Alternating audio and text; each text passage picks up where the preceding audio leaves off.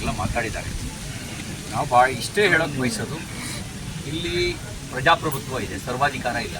ಸರ್ವಾಧಿಕಾರಿಯಂತೆ ವರ್ತಿಸಬೇಕು. ಜನರನ್ನು, ಜನಪ್ರತಿನಿಧಿಗಳನ್ನು ಕತ್ತಲೆಯಲ್ಲಿ ಇಟ್ಟು ಯೋಜನೆ ಅನುಷ್ಠಾನಗೊಳಿಸೋ ಉದ್ದೇಶ ಏನು ನಿಮ್ಮದು? ನೀವು ಸರ್ವಾಧಿಕಾರಿನಾ? ನಮ್ಮ ದೃಷ್ಟಿಯಲ್ಲಿ ಎಲ್ಲರೂ ರೈತರೇ. ಆದರೆ ಆತಂಕದಲ್ಲಿ ಯಾಕಿಡ್ತೀರಿ? ಕತ್ತಲಲ್ಲಿ ಯಾಕಿಡ್ತೀರಿ?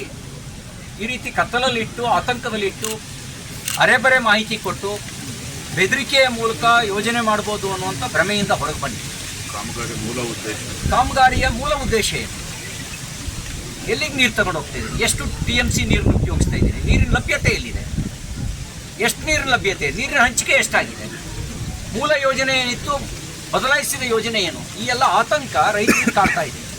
ಮತ್ತು ಇದನ್ನು ನೀವು ರಾಜಕೀಯ ಹೋರಾಟ ಅಂತ ಇಡೀ ಹೋರಾಟವನ್ನು ಹೊಗರೆಗೊಳಿಸೋ ಪ್ರಯತ್ನ ಮಾಡಬೇಡಿ. ರಾಜಕೀಯ ಹೋರಾಟ ಆಗಿದ್ದರೆ ಸಾವಿರಾರು ಜನ ಬಂದು ಬೀದಿಗೆ ಸ್ವಯಂ ಪ್ರೇರಿತವಾಗಿ ಇಳಿತಿರಲಿಲ್ಲ. ರಾಜಕೀಯ ಹೋರಾಟ ಆಗಿದ್ದರೆ ಜನಾಕ್ರೋಶ ಆ ಪ್ರಮಾಣದಲ್ಲಿ ವ್ಯಕ್ತ ಆಗ್ತಿರ್ಲಿಲ್ಲ. ನೀವು ಅದನ್ನು ರಾಜಕೀಯ ಹೋರಾಟ ಅಂತ ತಳ್ಳಿ ಹಾಕುವಂಥ ಹಗುರವಾಗಿ ತೆಗೆದುಕೊಳ್ಳೋದನ್ನು ಬಿಡಿ. ನೀರು ಬೆಂಕಿ ಆಗೋದಕ್ಕೆ ಮುಂಚೆ ಸಮಸ್ಯೆಯನ್ನು ಬಗೆಹರಿಸಿ. ನೀವೇನೋ ಭ್ರಮೇಲಿದ್ದರೆ ಅಧಿಕಾರ ಮದ್ದಲ್ಲಿದ್ದೀವಿ ಅಂದರೆ ಅಧಿಕಾರ ಶಾಶ್ವತ ಅಲ್ಲ.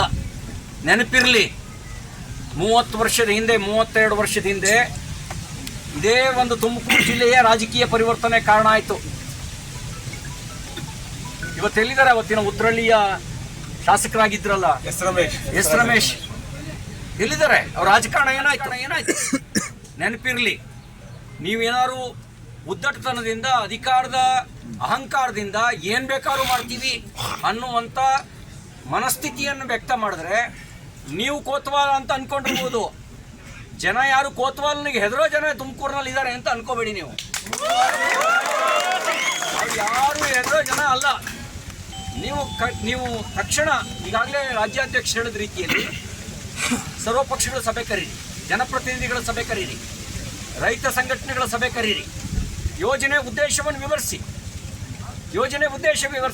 ನಾವು ಇಲ್ಲಿಂದ ಅಲ್ಲಿಗೆ, ಅಲ್ಲಿಂದ ಇಲ್ಲಿಗೆ ಹೆಣ್ಣು ತಂದು ಕೊಟ್ಟು ಮಾಡಿದ್ದೀವಿ. ಏನು ನಮಗೇನು ರಾಮನಗರ ಜಿಲ್ಲೆಯ ಜನ ಪಾಕಿಸ್ತಾನದವರಲ್ಲ. ಆದರೆ ನಿಮ್ಗೆ ಉದ್ದೇಶ ಏನು ಅಂತ ಸ್ಪಷ್ಟ ಆಗಬೇಕಲ್ಲ. ಆ ಯೋಜನೆಯನ್ನು ವಿವರಿಸಿ, ಯಾವ ಉದ್ದೇಶಕ್ಕೆ ಅಂಥೇಳಿ.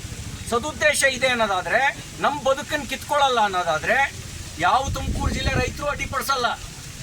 ನಮ್ಮ ಸಮಾಧಿ ಮೇಲೆ ನೀವು ನೀರು ತಗೊಂಡು ಹೋಗ್ತೀರಿ ಅಂತೇಳಿ ಭಾವಿಸಿದರೆ ಸಮಾಧಿ ನಮ್ದಲ್ಲ ಆಗೋದು, ಸಮಾಧಿ ಕಟ್ಟಲಿಕ್ಕೆ ಬಂದವ್ರ ಸಮಾಧಿ ಆಗುತ್ತೆ. ನೆನಪಿರಲಿ, ಯಾರು ಸಮಾಧಿ ಕಟ್ಟಲಿಕ್ಕೆ ಅಂತ ಬರ್ತಿರಲ್ಲ ಅವ್ರ ಸಮಾಧಿ ಆಗುತ್ತೆ.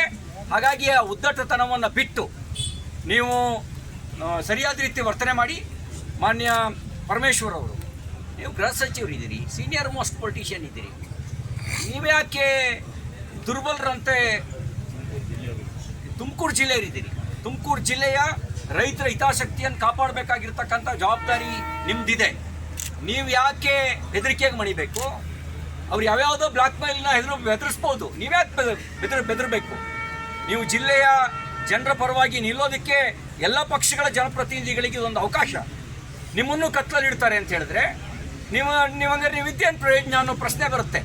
ಹಾಗಾಗಿ ಜನಾಕ್ರೋಶ ನಿಮ್ಮ ವಿರುದ್ಧ ತಿರುಗೋದಕ್ಕೆ ಮುಂಚೆ ನೀವು ಜನಾಕ್ರೋಶವನ್ನು ಸಮರ್ಥವಾಗಿ ಲೀಡ್ ಮಾಡಿ, ಸಮಸ್ಯೆಯನ್ನು ಬಗೆಹರಿಸುವಂಥ ಪ್ರಯತ್ನ ಮಾಡಿ. ಅಷ್ಟರ ಮೇಲೆ ಅಧಿಕಾರ ಬಲ ಇದೆ.